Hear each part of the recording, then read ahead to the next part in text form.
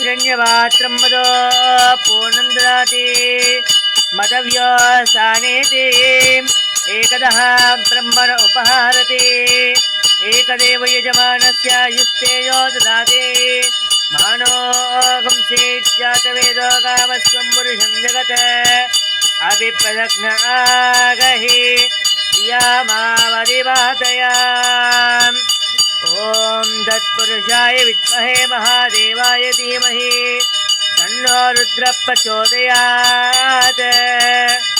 ॐ तत्पुरुषाय विद्महे महादेवाय धीमहि तन्नो रुद्रः प्रचोदयात् ॐ तत्पुरुषाय विद्महे महादेवाय धीमहि तन्नो रुद्रः प्रचोदयात्